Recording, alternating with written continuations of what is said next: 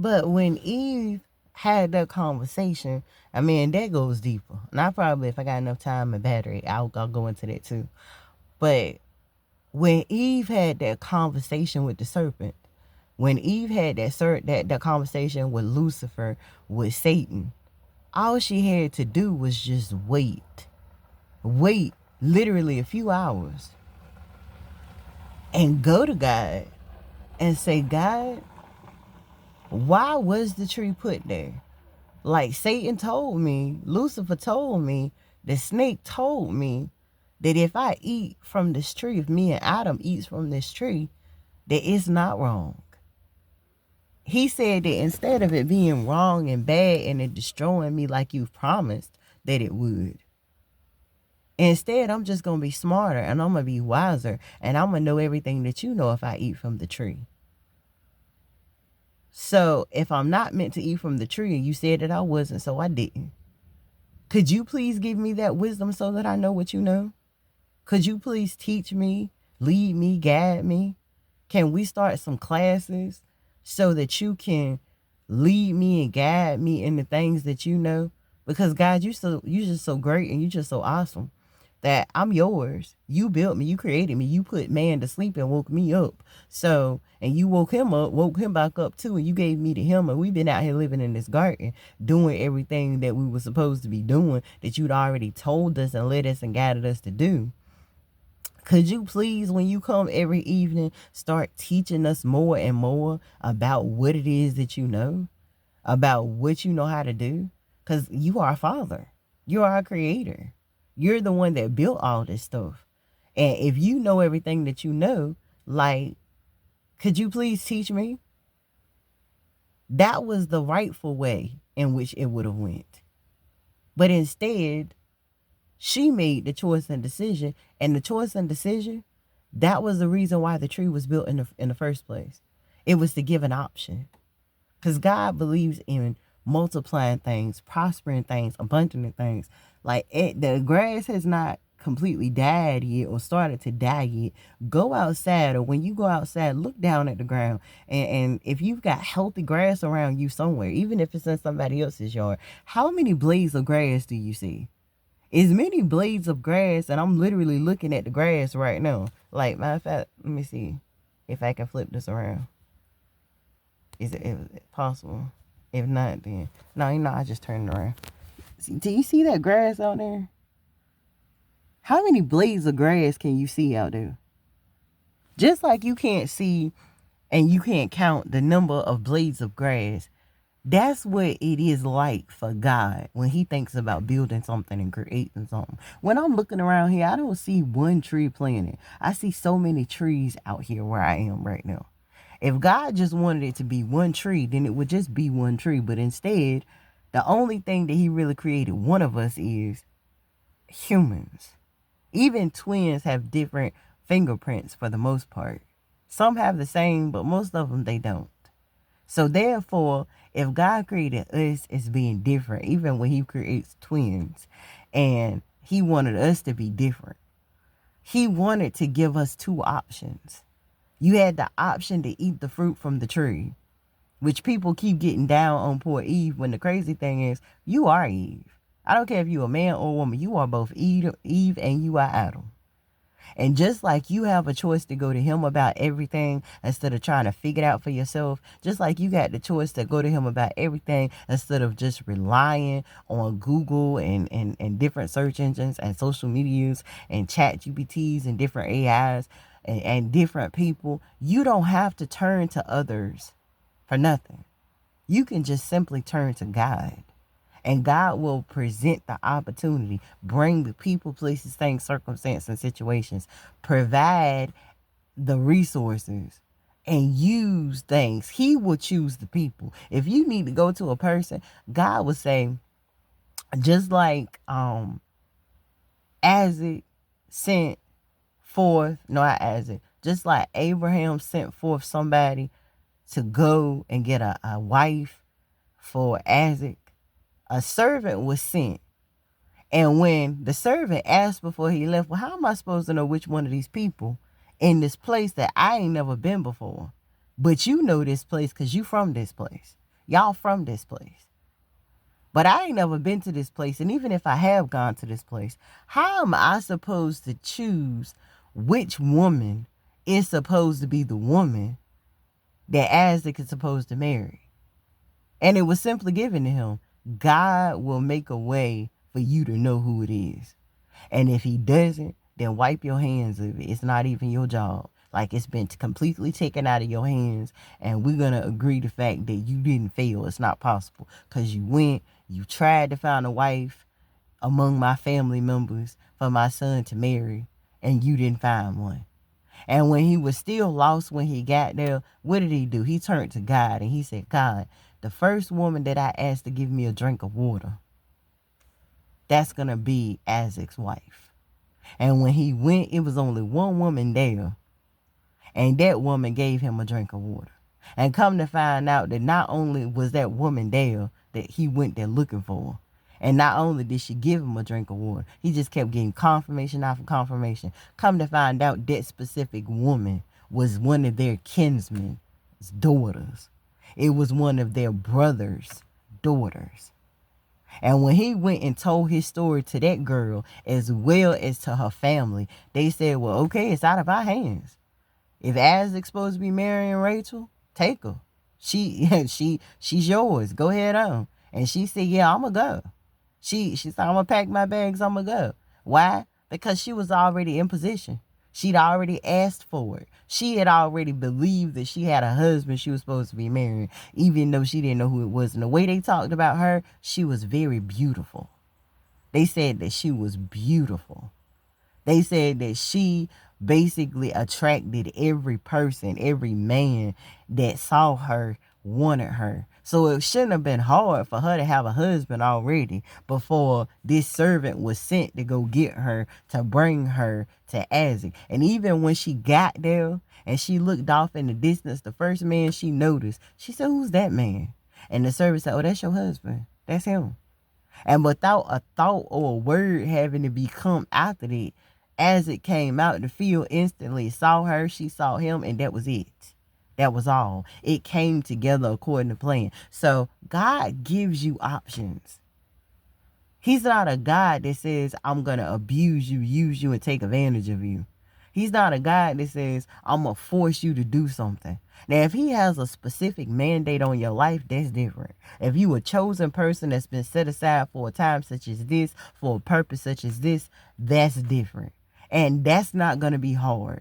Because just like I heard somebody say it was for a TV show the other day, but it doesn't make it any less true for this situation. You've been training, you've been studying, and you've been working for this job your entire life, even though you didn't know that this job even existed, even if you didn't know this was even a possibility. So you see, just like all the way back in those days in Genesis, when Adam and Eve had an option, they had a choice. Just because the serpent said that it was good for food and that it looked beautiful and that they could, in fact, eat from the tree and that the tree was going to give them the same wisdom, knowledge, and understanding and power that God had already given them power the day that he made them. They already had it. They hadn't activated it. And God would have then said, you know what, before I tell you everything that I know, before I teach you everything that I know, I'm going to train you. And it may not happen overnight. It may not happen in a year. It may not happen in 10 years. But I'm going to take the time needed, necessary, and required. And I'm going to train you and prepare you to know everything that I know. And all of the things that I know will lead to disaster for you, that you ain't ready for, that you won't ever be ready for because it's not for you, then I'm not going to tell it to you. I'm not going to give it to you because I'm not going to give you anything to kill you, steal you, and destroy you. I will only use the kill, steal, and destroy power against you and for you and with you and because of you, because I need to kill, steal, and destroy something in you that need to come out of you to make room for what I'm going to heal, love, and support and provide for you. I'm going to take away the things that need to go because maybe you needed them to start. Just like when you start riding a bicycle, you need training wheels when you first start. But when you start learning how to paddle and hold yourself up on that bike, you know how to fast speed up, you know how to slow down, and you know how to stop, then the training wheels can come off at that point, and I will take them off. I will take them off when you are ready. But when you get into your mind that you don't want God to train you, you don't want God to get you ready to be a wife such as your grandmother or a father such as your grandfather. You don't want to go through the take and put in the time and the effort and put in the love and learn the lessons.